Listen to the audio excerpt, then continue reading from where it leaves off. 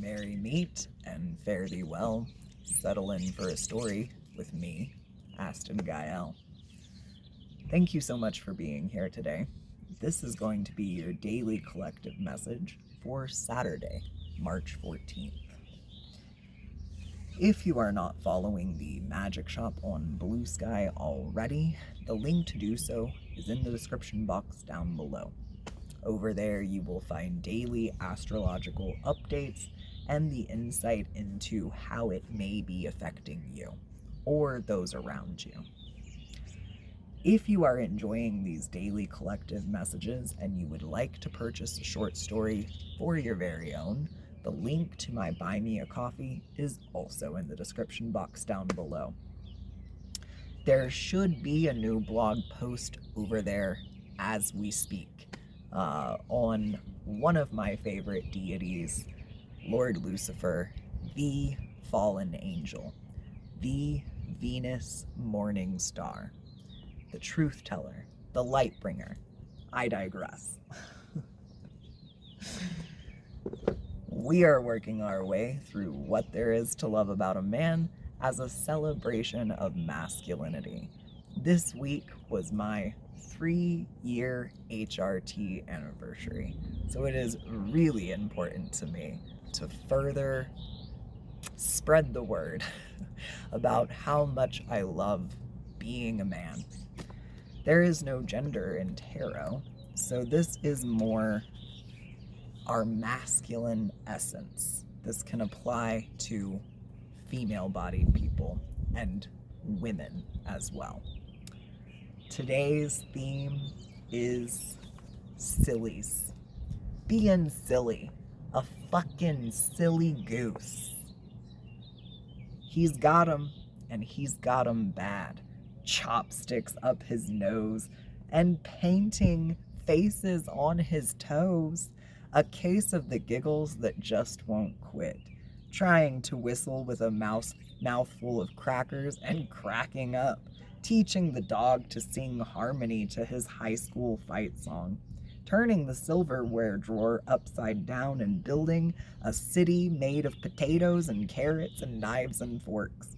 Uh-oh, he's bringing out the camcorder and taping the inside of everybody's nose.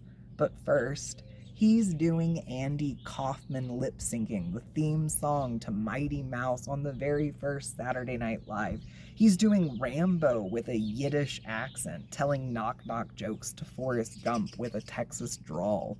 Now he's pulled his t-shirt up and he's dirty dancing on the coffee table while Donna Summer breathes heavily on the radio. It's the Olympics of silly, and he's just scored a 10.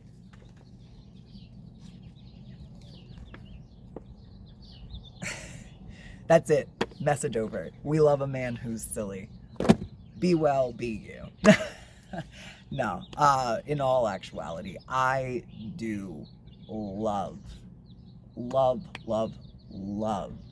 when men are comfortable enough in themselves to be just a little fucking silly. Especially if it's in public. The idea that we have to conduct ourselves in a certain way based on our gender is just absurd to me. Absolutely absurd. And I love men who can overcome that.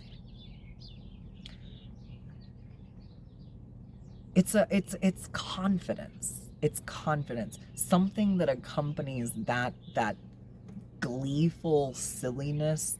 It's confidence, because you never see a man who's not really confident in themselves capable of allowing for this behavior anywhere outside of maybe their bedroom. And even then, that's like alone in the dark. They might fart and laugh about it.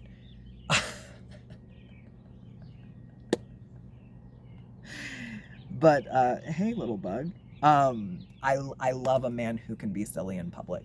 Women too, but women have a little bit more of an allowance to be silly, especially when they're gathered together. And maybe that's what I love so much about men gathered with other men away from everything and everyone. They just naturally embody that silliness. I'm thinking back to last summer when my partner and I were going out for our monthly nature days, and a pack of teenage boys came floating down the river that we were sitting beside, and they had no idea that there was anybody else around, and you could hear them all yelling at each other, "Oh, I'm scared, bro. It's coming. Whoa, we're gonna die." And it was hilarious. We had a blast listening to them because it was just boys being boys and not caring. There's a level of confidence in not caring what others think. So let's look at the deck of plenty, because I love how many writing prompts are surrounding this idea of not caring. All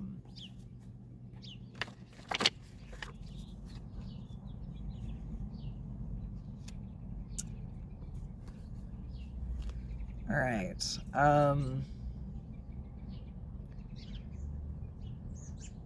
Interesting. So, in speaking of silliness, I did not expect Mother Hecate to come through, but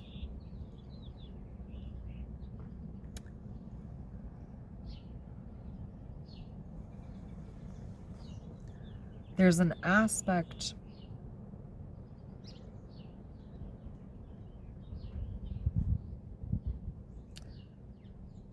of remothering or reparenting coming through. Boys who were not allowed to be silly growing up, whether that be because of a overbearing mother or an overbearing father, or possibly a unattentive father, right? The only way to keep dad happy was to keep those sillies in. You're grown now. You're an adult now. You are allowed to reparent yourself and allow for those sillies to come out when they want to come out. You don't have to keep that to yourself, especially if you have people who love you now. A loving wife, a loving partner, a loving group of friends. They want to see you silly. They do. They do. Because we all love people who are comfortable being silly. It makes us more comfortable to be silly.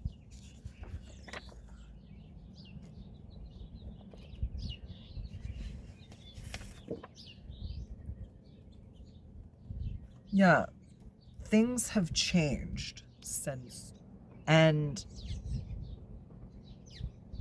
you can't assume that you know the hearts of others.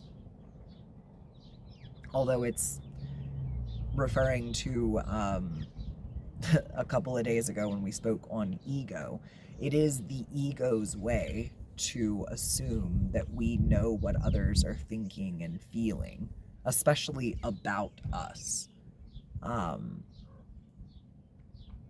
You cannot assume or presume to know what somebody is thinking about you when you are being silly.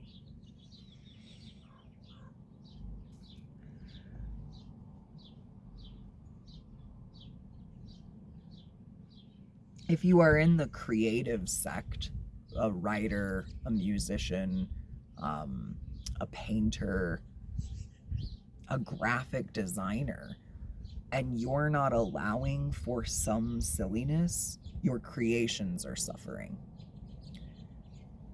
We spoke earlier this week on like somebody being somebody else's agent, and this somebody was going through a rebirth, and that agent was seeing how much more success they could expect from this person after this rebirth takes place.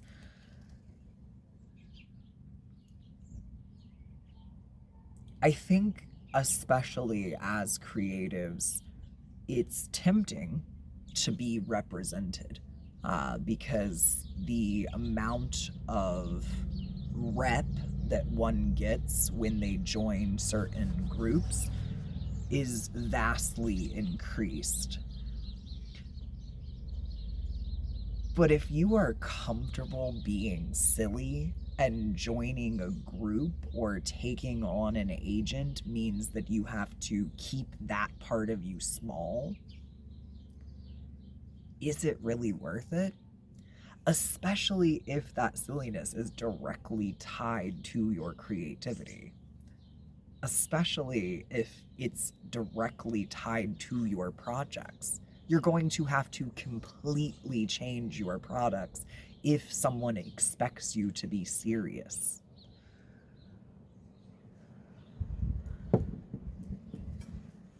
Okay? So, Mother Hecate is coming out in a King of Wands energy right now. A very charismatic masculine, but also a very dominant masculine. Forceful, even. Tell me more about them.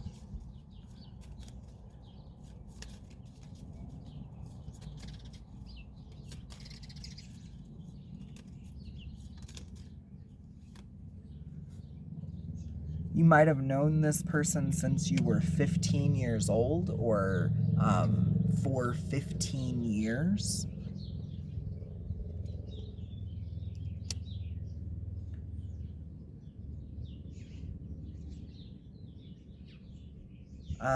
Last name could start with a W. Watson is coming through, but Waters.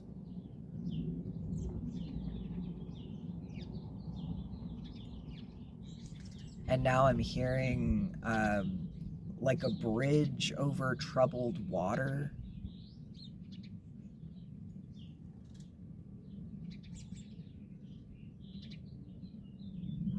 Williams.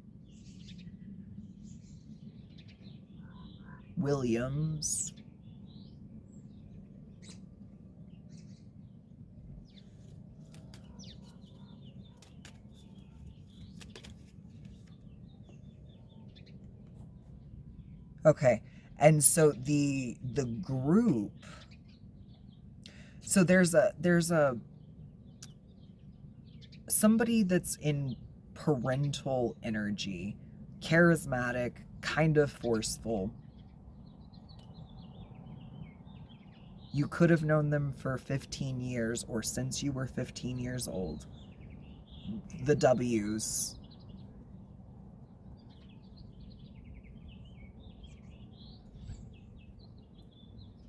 It's interesting because it's like you are reparenting yourself, but this person wants to be a part of it.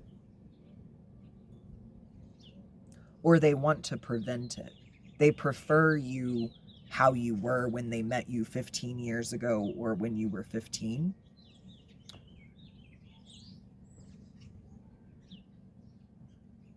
And then there's a King of Pentacles that is in charge of this group that may or may not be handing out an offer for your creations. Okay, so they might have a first or last name that starts with an L.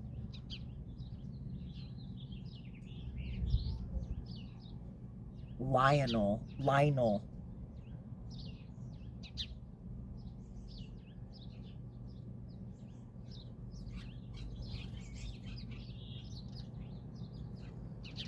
No,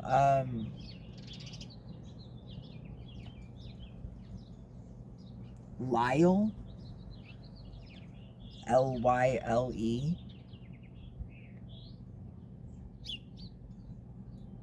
Liable. These people don't want to be held liable if they offer up this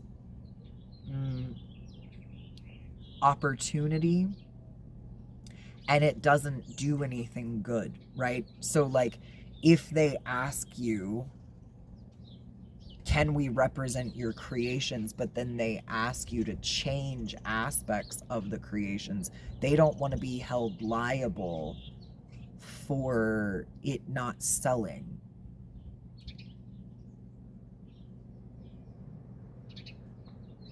Which is interesting because it's just like, then what, you know, why ask somebody to make the changes? It's going back to that state of confidence. Like, they kind of almost envy people who are confident in being silly, confident in messing up or failing, especially failing loudly. But at the same time, if someone fails underneath their guiding hand, they kind of almost expect that to happen, and then yet they don't, you know. Yeah, it just gets shoved under the rug. So this King of Pentacles, Taurus, Capricorn, Virgo, Lionel,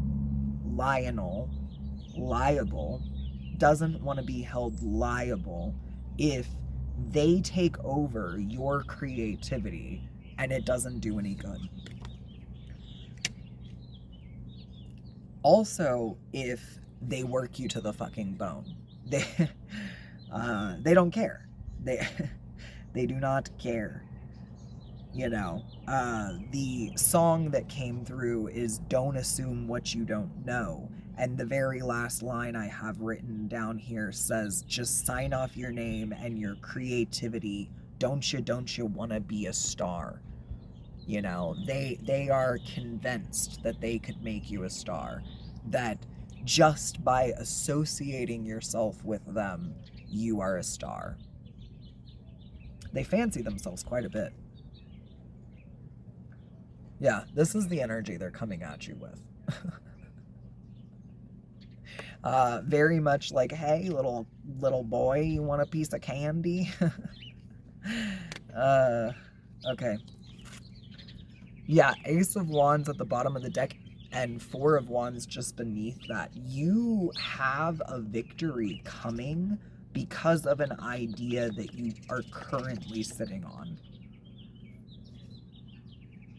They really want to be a part of that.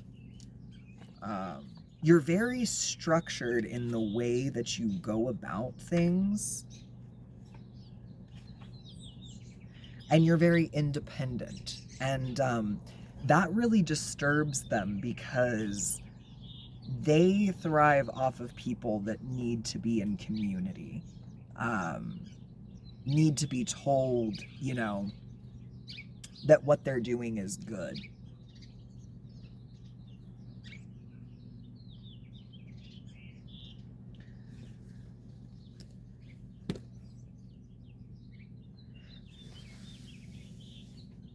If you are unaware of where your south node is and what your north node is, I suggest looking into at least that aspect of your birth chart. The north node has to do with where you're going in life, what your purpose is. And the south node are the things that, whether or not you believe in past lives, it's the things that you kind of brought into this world that you're meant to overcome. The things that are kind of holding you back. But in this story, it seems like there is a person from your past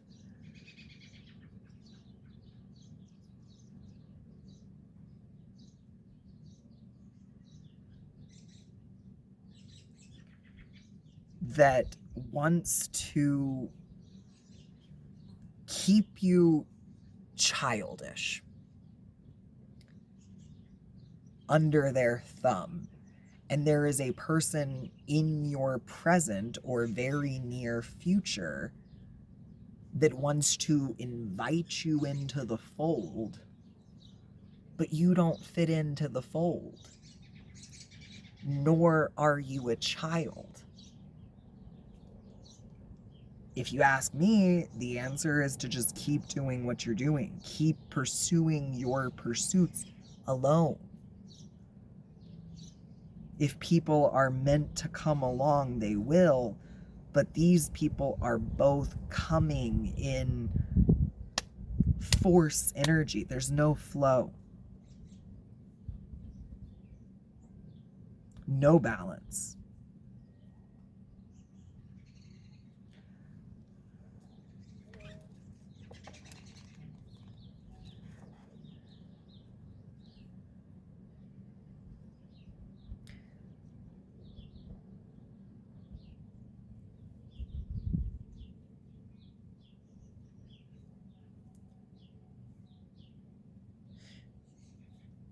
There could be a lover that's like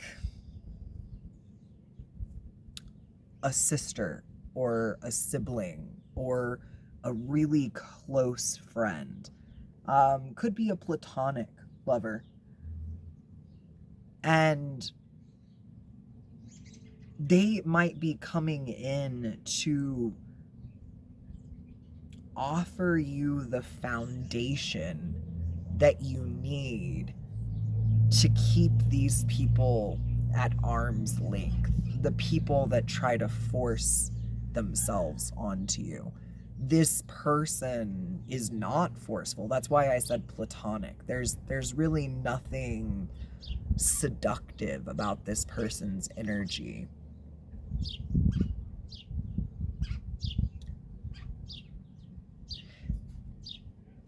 And that in and of itself is silly. It allows for the sillies.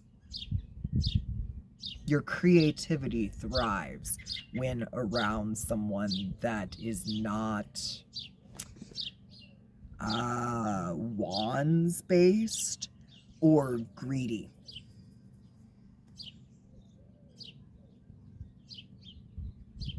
Indeed. Until next time, be well, be you.